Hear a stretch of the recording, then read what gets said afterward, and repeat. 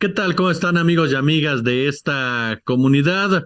Un nuevo libro de la gran periodista Anabel Hernández está ya presente en toda esta historia relacionada, por supuesto, con el crimen organizado y en donde se profundiza sobre el papel de ese otro lado de una pareja, las señoras del narco. ¿Qué peso tienen las señoras del narco? ¿Quiénes son las señoras del narco? ¿De dónde surgen este tipo de personajes? ¿Cómo se relacionan con los señores del narco, por supuesto? Mi querida admirada Anabel Hernández, ¿cómo estás? Querido Jesús, qué gusto saludarte, qué gusto saludar al auditorio. Pues bueno, justamente esta semana es el lanzamiento de mi nuevo libro, Las señoras del narco, amar en el infierno, que sin duda pues es una secuela del libro de M y las otras señoras del narco, que dejó bastante huella y nos dejó bastantes lecciones de realmente cuál es el papel importante, protagónico, antropológicamente hablando, socialmente hablando, de estas mujeres en estos clanes, en estas cúpulas del crimen organizado, porque si bien hasta este momento estas mujeres no son exactamente, no se puede decir que son las que comandan, sí son un ingrediente fundamental para complacer, para ser cómplices, para procrear, para lavar dinero, para hacer compañía. Son el premio que buscan estos hombres. Y ahora en este nuevo libro de las señoras del narco, amar en el infierno, justamente tomo la voz de una señora del narco, una mujer llamada Celeste, que fue una de las compañeras, la principal compañera sentimental de Arturo Beltrán Leiva, durante los 10 años más convulsivos de México, donde realmente se gestó el desastre que hoy tenemos en materia de inseguridad, en materia de violencia y en materia de corrupción. Esta mujer, que fue la compañera sentimental y que procreó una hija con Arturo Beltrán Leiva, fue testigo de reuniones con políticos, de grabaciones, de videograbaciones que hizo Arturo Beltrán Leiva al propio Genaro García Luna y a el expresidente, ahora expresidente Felipe Calderón, donde circulan políticos como Pedro Aces, que fue un operador de Héctor Beltrán Leiva en Acapulco, con quien directamente Celeste se reunió cara a cara como intermediario para poder llegar a quien era en ese momento la esposa de Héctor Beltrán Leiva, Clara Laborín Archuleta. Y así a lo largo de este libro podemos reconstruir esos 10 años cruciales.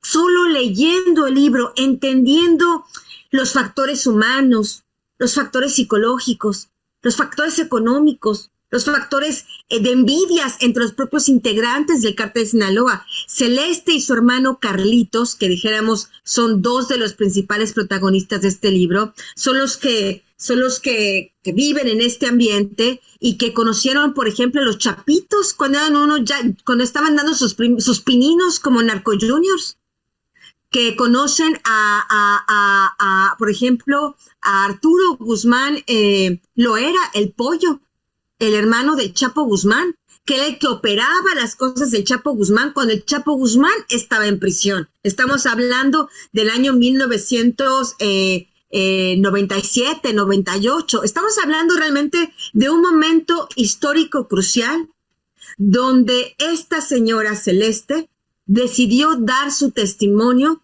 crudo y abierto y sin censura para justamente ayudarme a reconstruir algunas piezas que me faltaban en este rompecabezas de investigación criminal, de investigación del sistema criminal, que he hecho prácticamente que parte desde el sexenio de Vicente Fox hasta el día de hoy. Y gracias al testimonio de Celeste se pueden llenar algunos huecos que aún quedaban en la historia y entonces podemos entender por qué, aunque se supone que ha habido transiciones, del PRI al PAN, y luego del PAN al PRI de nuevo, y luego del PRI a Morena, en realidad vemos que no cambia nada, porque los protagonistas del sistema criminal siguen intocables. Ahorita mencionabas este papel, procrear, lavado de dinero. ¿Qué diferencia encuentras entre las señoras del narco, que son las esposas, las amantes? ¿Qué papel juegan en todo este entramado criminal, más allá de la superficialidad que uno podría pensar en un principio tienen en la vida de un personaje como Arturo Beltrán Leiva, un hombre que, como bien señalas, fue uno de los narcos más violentos de este país, pero que a la vez tenía un vínculo directo con las autoridades? Estamos hablando, Jesús, para darnos una idea de cuál es la dimensión de la historia que estamos contando aquí. Es que Arturo Beltrán Leiva, no olvidemos, era uno de los principales socios de Ismael El Mayo Zambada y del Chapo Guzmán. Dijéramos que era una triada principalmente ellos dos. El Mayo Zambada siempre arriba de ellos dos, pero Arturo tenía un nivel igual, dijéramos, que el del Chapo Guzmán dentro de la organización del Cártel de Sinaloa. Arturo Beltrán Leiva ganaba mensualmente, estoy hablando solo al mes, en su punto más alto, que estaríamos hablando entre el 2003 y 2007, 400 millones de dólares al mes. Lo que responde este libro es, ¿y qué hace un narcotraficante con 400 millones de dólares al mes? Eso es lo que responde el libro. Y es ahí donde entra el papel protagónico de estas mujeres. En primer lugar, se buscan mujeres, porque dijéramos que estos hombres no es que instintivamente son muy diferentes al resto de la humanidad.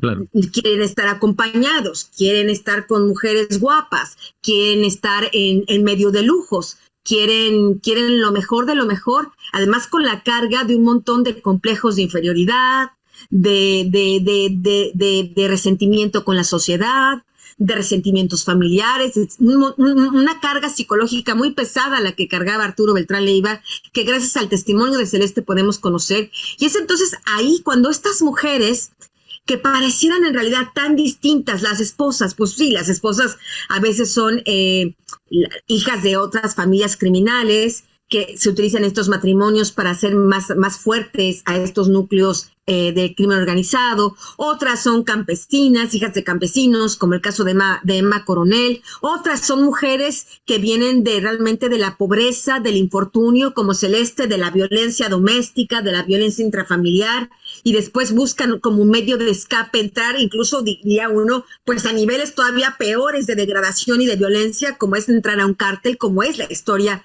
que Celeste cuenta, ella misma criticándose en primer lugar.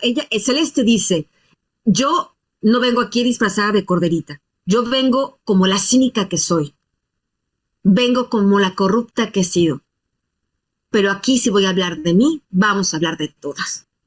Y es ahí cuando habla justamente que tanto la esposa de Arturo Beltrán Leiva, tanto Celeste, que era, dijéramos, su amante o su concubina principal, después aparecen ahí entre telones mujeres VIP, mujeres de la socialité de la Ciudad de México, como una protagonista también muy importante, Violeta Vizcarra.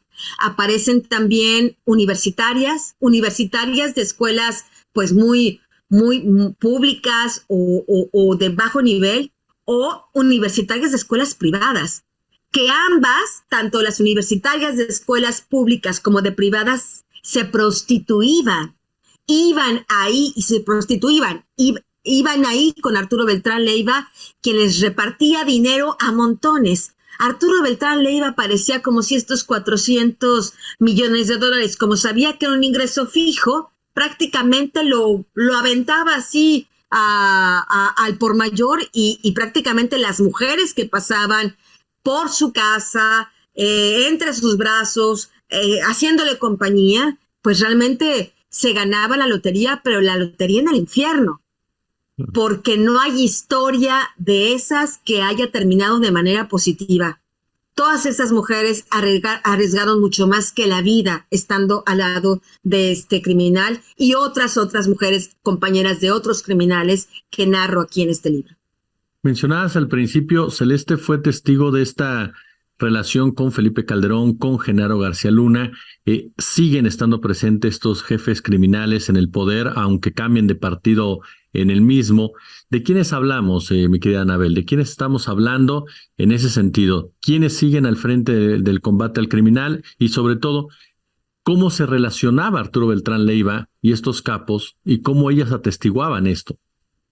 Bueno, Celeste le consta totalmente cómo incluso Arturo Beltrán Leiva hablaba con el entonces militar, general, creo que ya era, Salvador Cienfuegos, que era el responsable de la zona militar en ese momento, ahí en Acapulco, era ahí en la bahía. Bueno, pues hablaban directamente por teléfono.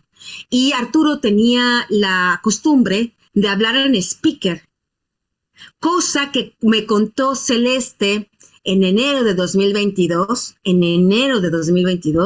y que ratifica punto por punto el Grande durante su testimonio este año, durante el juicio de Genaro García Luna. Celeste y el Grande, muy amigos, porque era del grupo más compacto de Arturo Beltrán Leiva. Estas cosas que cuenta Celeste son cosas que no solo vieron sus ojos, son cosas que sucedieron en una especie de, pues, fraternidad criminal donde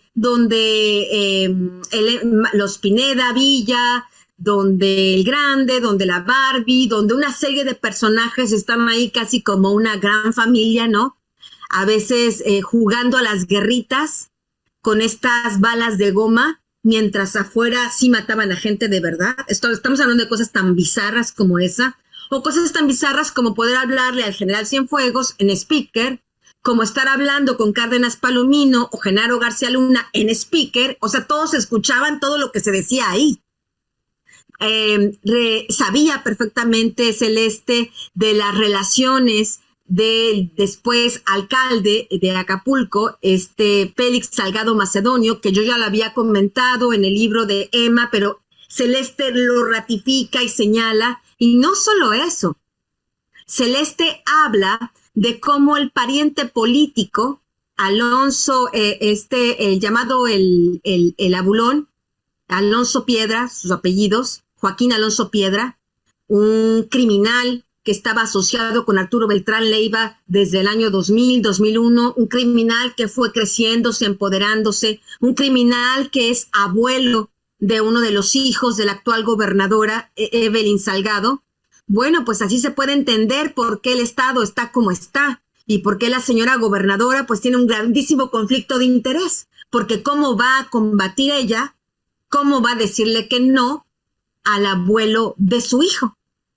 Estamos hablando de ese nivel de cosas, donde el abulón era un operador muy importante de Arturo Beltrán Leiva. Cuando Arturo Beltrán Leiva muere, el abulón, junto con otro grupo, trata de apropiarse de lo que era Acapulco y el poder de los Beltrán Leiva en Guerrero. Viene una disputa sangrienta y es justamente las amenazas, los intentos de homicidio del abulón lo que obliga a Celeste a abandonar México e irse a Estados Unidos, porque es importante que la ciudadanía sepa que Celeste, antes de contarme esa historia a mí, nombre por nombre, se la contó al gobierno de Estados Unidos. Las señoras del narco, Amar en el infierno, no pueden dejar, por supuesto, de leerlo. Y yo, como siempre, mi querida y admirada Anabel Hernández, sabes de verdad lo que te respeto, te admiro y te aprecio, y te agradezco estos minutos para nuestra comunidad.